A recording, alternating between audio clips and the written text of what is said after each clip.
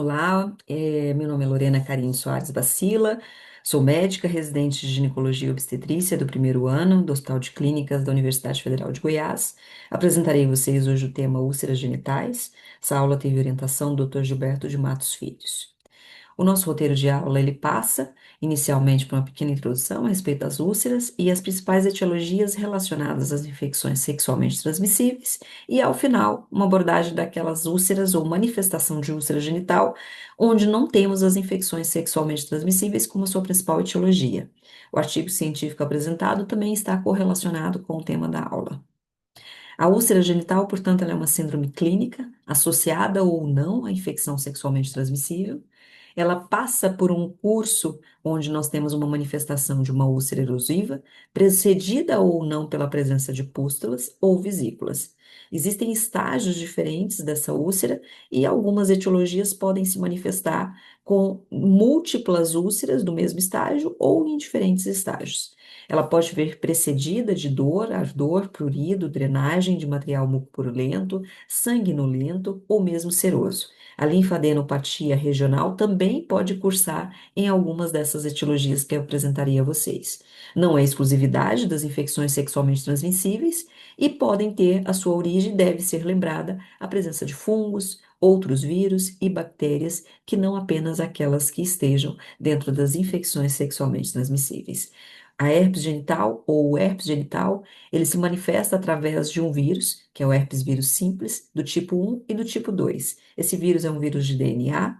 O predomínio nas lesões genitais é do tipo 2, no entanto, o tipo 1, que cursa com infecções na cavidade oral, podem também se manifestar na região genital.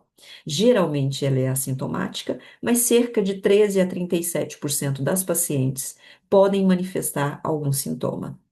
A primo-infecção é a principal infecção relacionada a essas manifestações clínicas.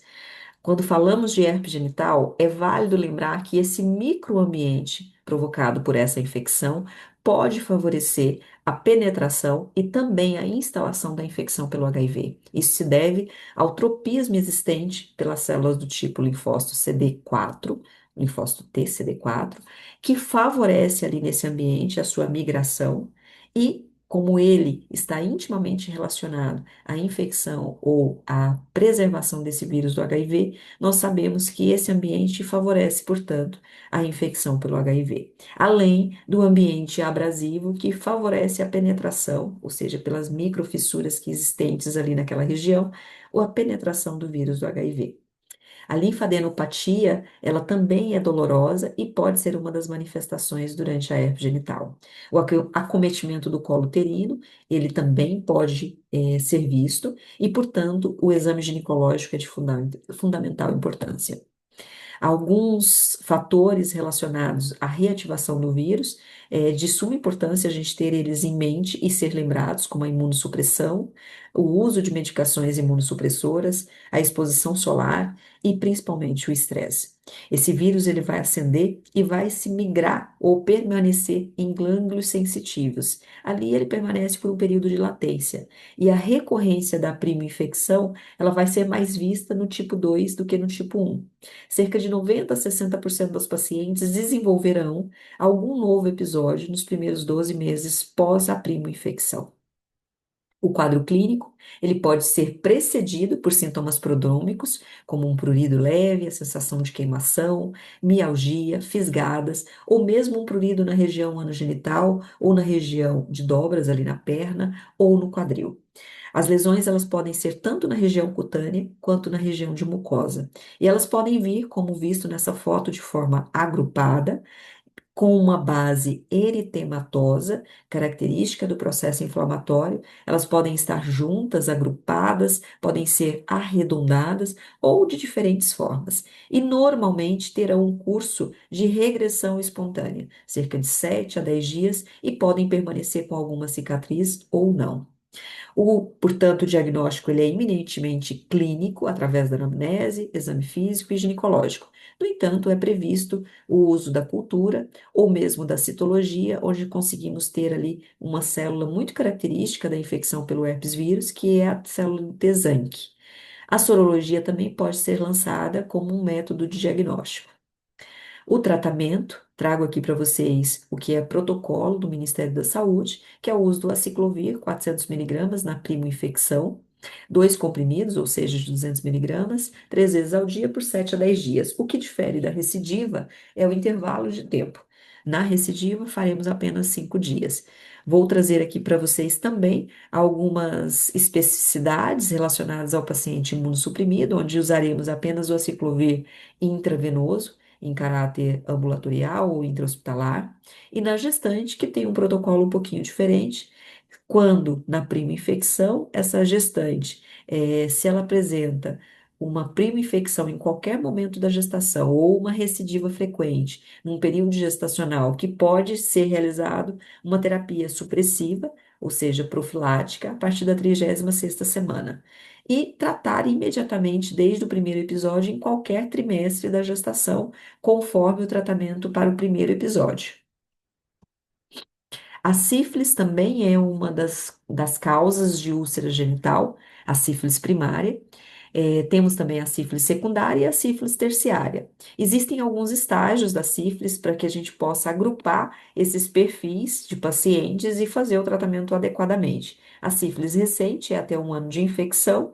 Nela englobamos aqui a sífilis primária, a sífilis latente recente e a sífilis secundária. E a sífilis tardia é aquela ou desconhecido o tempo de reconhecimento da doença, ou aquela sífilis que já passou de 1 ano, que aí seria a sífilis latente tardia, e a sífilis terciária. Quando nós temos a sífilis primária, o quadro clínico mais exuberante é a presença da úlcera rica em treponemas. Esse período de incubação da lesão, da infecção pelo treponema e a manifestação de uma úlcera pode ser muito variável, cerca de 10 a 90 dias, com uma média aí de 3 semanas. Geralmente, mas não de forma única e exclusiva, essa úlcera se apresenta de uma forma única e indolor, com bordos bem definidos e regular, uma base endurecida e um fundo limpo que difere de outras manifestações ulcerosas. Ela vai surgir no local de entrada da bactéria, portanto, ela recebe esse nome já amplamente conhecido, que seria o cancro duro. A linfadenopatia regional, ela pode vir associada a esse cancro, e ela também, mais uma vez reforçando aqui, pode se apresentar de forma múltipla. O diagnóstico da sífilis depende do estágio dessa doença. Se nós temos uma infecção muito recente, onde ainda não há uma soroconversão, os testes imunológicos eles passam a ter limitações. E aí lançamos mão da manifestação, que seria a manifestação ulcerosa, para que a gente consiga extrair o material, que poderia ser o exudato, ou mesmo o esfregaço, ou mesmo um corte de lâmina, para que a gente possa fazer em campo escuro ou na microscopia direta a visualização ou a realização de um teste que possibilite a gente enxergar de forma direta a presença do treponema. Dentro dos testes imunológicos, os testes não treponêmicos, o principal seria o VDRL, que é utilizado tanto para diagnóstico quanto para quantificar a titulação dessa paciente e também para o controle de cura e controle de tratamento. Já o teste treponêmico, o principal utilizado é aquele teste antígeno-anticorpo que a gente utiliza em qualquer unidade básica de saúde, que seria o teste rápido. Eles são extremamente importantes para o diagnóstico, no entanto, é válido lembrar mais uma vez que eles não são utilizados, os testes treponêmicos, para controle de cura ou monitoramento desse paciente. Aqui o Ministério traz de forma emblemática esse curso da sífilis para que a gente possa utilizar os testes de acordo com cada momento da doença. E os testes imunológicos para o diagnóstico da sífilis, eles devem ser associados. Essa é a recomendação formal, que seria um teste treponêmico reagente, mas um teste não treponêmico reagente. Isso teríamos, então, um diagnóstico confirmado de sífilis. A sífilis recente, o tratamento passa pelo uso da penicilina, benzatina, 2,4 milhões, intramuscular, em dose única. Esse tratamento em dose única é para sífilis primária, a sífilis secundária e a latente recente, até 1 ano de evolução. O segundo protocolo trazido pelo Ministério da Saúde é o uso da doxiciclina, 100 miligramas de 12 em 12 horas por via oral por 15 dias.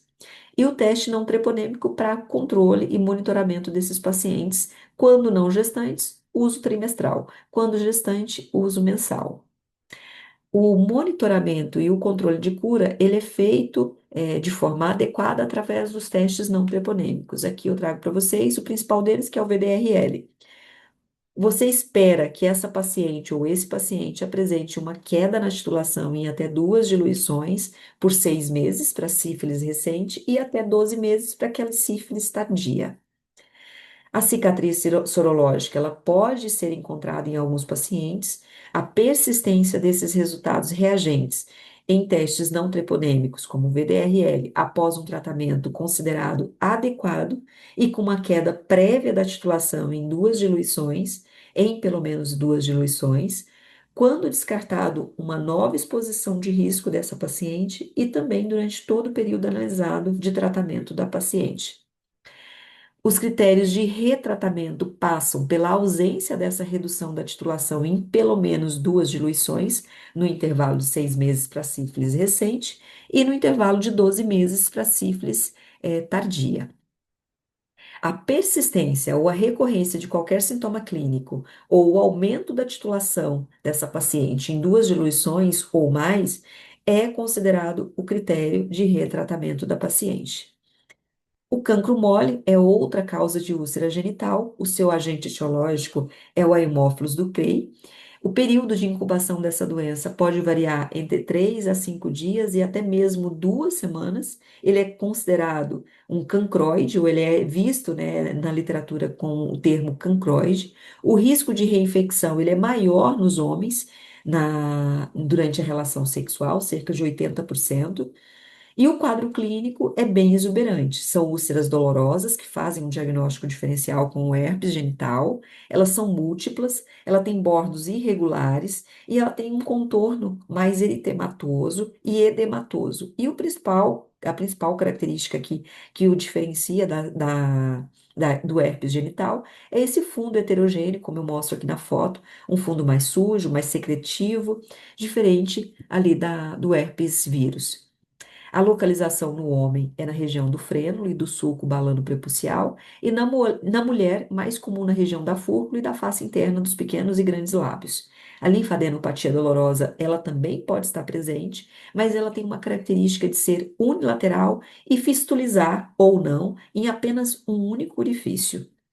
O diagnóstico ele passa pela microscopia do material. Nós temos aqui a coloração de GRAM nessa foto, são GRAM negativos, e esse aspecto, né, tracejado em vermelho, esse aspecto em cardume de peixes, dá uma característica do cancro mole, do Haemophilus, e o resultado positivo, seja do linfonodo ou da própria úlcera, com a presença desses achados morfológicos, fecha o diagnóstico para o Haemophilus ducreyi. Mas é válido lembrar que o resultado negativo não exclui a doença e também temos hoje técnicas mais sofisticadas de diagnóstico, que seria os testes moleculares, como o PCR.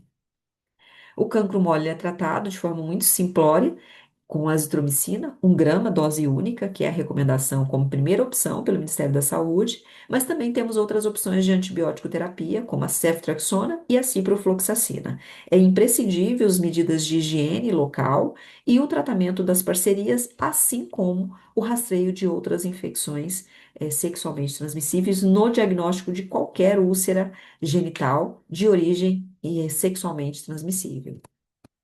O linfogranuloma venéreo é outra doença que também cursa com a úlcera genital. Ele é provocado pela clamídia trachomatis. Existem vários sorotipos de clamídia. Aqui, para o linfogranuloma venéreo, a gente tem como principal agente etiológico o L1, o L2 e o L3. E existem fases dessa doença. Primeiramente, a gente tem uma fase de inoculação, onde a gente consegue observar nessa foto a presença da pápula, da pústula e até mesmo de uma exuceração indolor que vai desaparecer sem deixar nenhuma sequela para essa paciente. A disseminação da clamídia através da via linfática vai promover ali uma linfadenopatia inguinal, cerca de 1 a 6 semanas após essa lesão inicial, como a gente consegue ver aqui na foto. Geralmente, ela é unilateral, em cerca de 70% dos casos, e o que a diferencia do cancro mole é esse aspecto de drenagem em regador. Ou seja, tem mais de um orifício, para fistulizar e para drenar esse conteúdo acumulado ali nessa região linfática. As sequelas podem acontecer, como por exemplo a obstrução dessa rede linfática de forma crônica. Podemos ter a presença de fístulas retais, vaginais e vesicais, e até mesmo alguma estenose, algum grau de estenose, se o acometimento for mais crônico. O diagnóstico, ele sempre é de suspeição quando tivermos a presença de uma adenite inguinal com essas características mencionadas anteriormente, e também a gente pode ter um quadro de elefantíase genital, ou seja, decorrente da obstrução da rede linfática, você pode ter essa complicação, e todas as vezes que você tem essas complicações relacionadas à adenite inguinal ou à elefantíase genital, deve-se suspeitar do linfogranuloma venéreo. O suave genital, o aspirado de linfonodo, as sorologias, ou mesmo o teste de ELISA, que é altamente sensível para a presença desses anticorpos, podem ser lançados como métodos diagnósticos. Existe também uma reação relatada na literatura, que seria a reação de Frey, que é uma inoculação, é um teste intradérmico do micro-organismo morto na tentativa de chegar ao diagnóstico etiológico.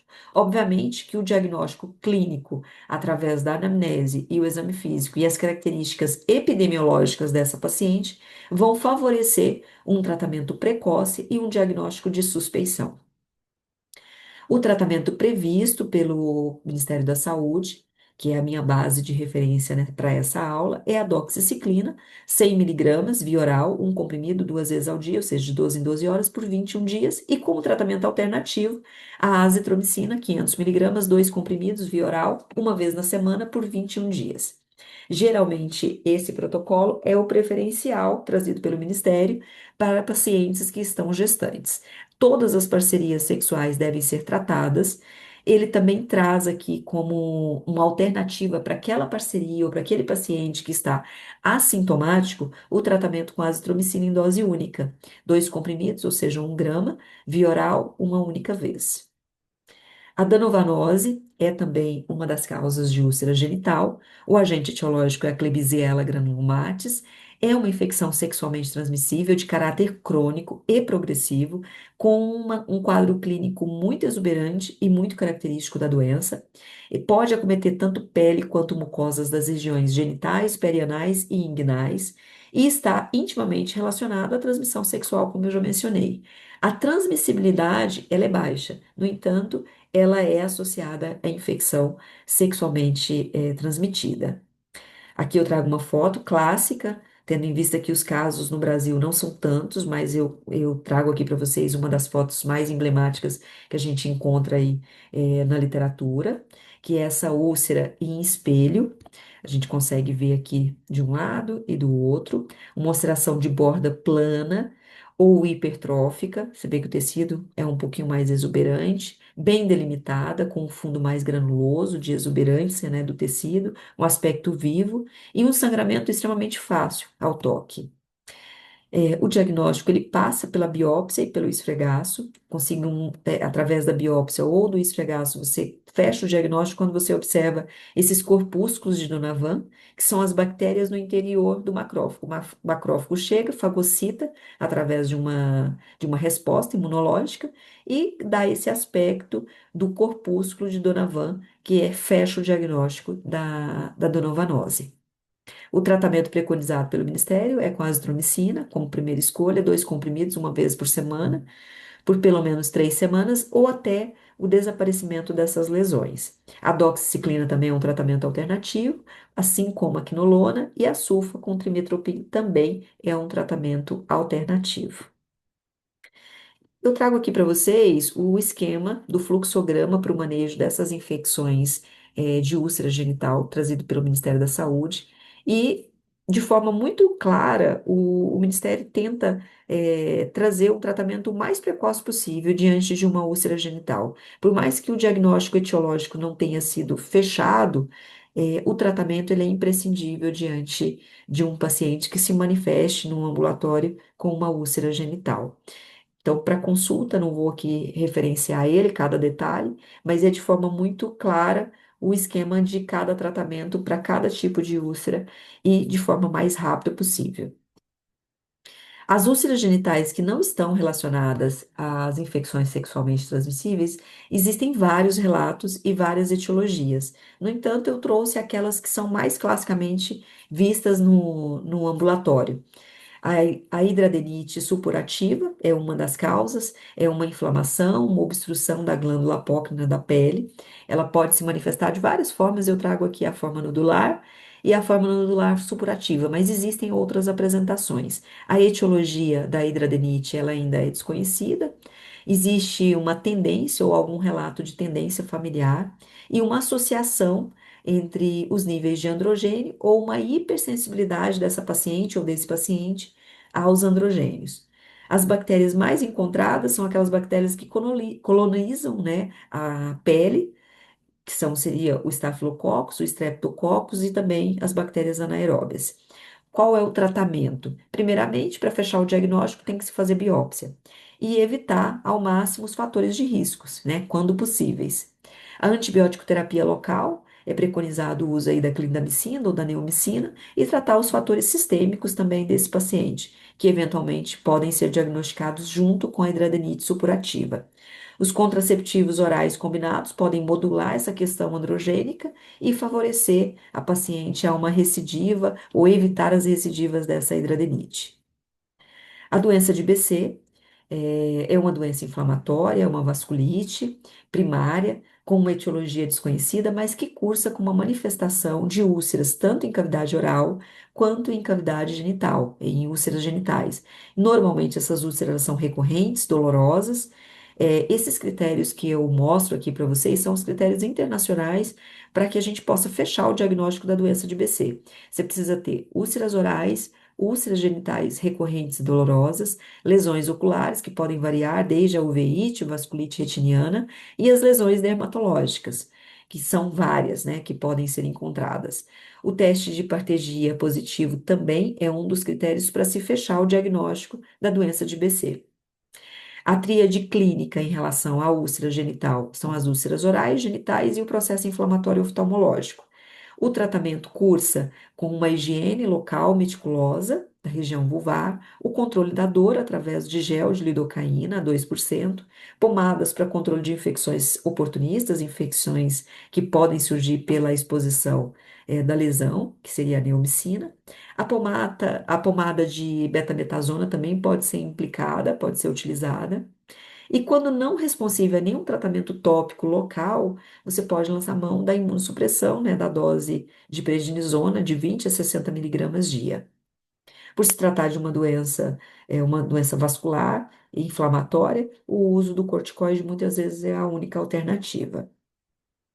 A úlcera genital de Lipschutz é uma úlcera que se manifesta geralmente após ou concomitante a uma infecção pelo vírus Epstein-Barr, está intimamente associada a esse vírus, mas ela também pode não estar associada ao Epstein-Barr, não é exclusivo, não é patognomônico do Epstein-Barr. Existem relatos de outros vírus, como por exemplo o COVID, associada à úlcera genital desse padrão.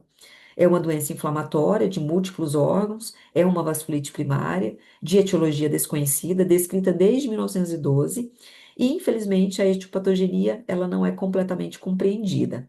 São úlceras genitais, como visto aqui nessa foto, agudas, excruciantes em termos de dor, dolorosas, de início precoce, com um curso autolimitado.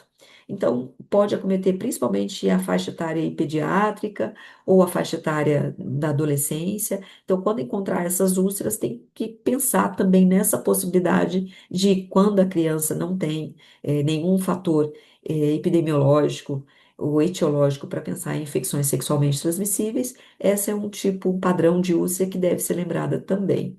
O tratamento cursa com as medidas locais e também o uso da prednisolona e associado à infecção do vírus Epstein-Barr também terá o tratamento sintomático dessa infecção.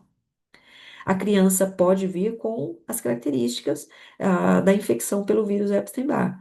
Então, pode ter sintomas prodrômicos associados sistemicamente, febre, dor, uma faringite, linfonodomegalia, e eventualmente associada a todos esses sintomas sistêmicos, a presença da úlcera genital. Eu vou trazer aqui para vocês um artigo, é um artigo associado às infecções prévias por herpes anogenital e o papilomavírus, que estariam associados a um risco aumentado ao líquen escleroso, em um grande estudo de coorte retrospectivo. Esse estudo ele foi baseado num banco de dados de pesquisa do Trinet, uma pesquisa realizada entre 17 de março de 2025, é um artigo novo, para todas as pacientes do sexo feminino entre 0 e 90 anos com link escleroso. E o diagnóstico de infecção dessas pacientes entre 2005 e 2025. Essas pacientes com ou sem link escleroso foram pareadas por pontuações, tinha um questionário a ser preenchidos com dados demográficos e a prevalência das infecções anteriores foram comparadas através de testes de Q quadrado e o teste T com significância menor que 0,05. Os resultados encontrados foram em aproximadamente 116.337 pacientes do sexo feminino com link escleroso e cerca de 4.527.841 controles do sexo femininos. Após o pareamento, foram incluídos apenas 112.225 pacientes do sexo femininos com diagnóstico de link escleroso e um número igual de controles, né, para ter o controle e terem ali os dados pareados com as pacientes que não tinham o diagnóstico de infecção, que seria relacionados ao herpes vírus e também ao HPV. Os dados demográficos, como eu mencionei, foram através de exames ginecológicos prévios, semelhantes durante todo o período de pareamento. As infecções anteriores pelo herpes vírus, anogenital, e também aquelas pacientes que apresentaram, além da infecção, pelo herpes vírus, apresentaram associados um risco aumentado para desenvolver o link escleroso. As pacientes que tiveram a vacinação contra o HPV tiveram um risco reduzido quando vacinados corretamente, para o desenvolvimento do link escleroso, quando comparados àquelas pacientes que não foram vacinadas. O artigo, então, traz como principais resultados o risco aumentado do desenvolvimento do link escleroso em associação ao diagnóstico prévio, tanto do HPV de baixo risco ou de alto risco, quanto ao diagnóstico do herpes vírus do tipo 1 e do tipo 2, herpes vírus genital, para essas pacientes que desenvolveram o link escleroso. Em contrapartida, aquelas pacientes que tiveram uma vacinação prévia para o HPV tiveram um risco reduzido para o desenvolvimento do link escleroso. As pacientes que apresentaram infecções ou infecções recorrentes pelo herpes vírus tiveram um risco aumentado ou um desenvolvimento maior do link escleroso quando comparado àquelas pacientes que não tinham tido infecções pelo herpes vírus. É claro que esse estudo ele apresenta falhas, o próprio artigo aponta alguns pontos de fragilidade, como, por exemplo, a ausência de estudos genômicos e moleculares para quantificar ou para avaliar o risco de se desenvolver o linfo escleroso nessas pacientes que tinham como exposição tanto o HPV quanto o herpes vírus.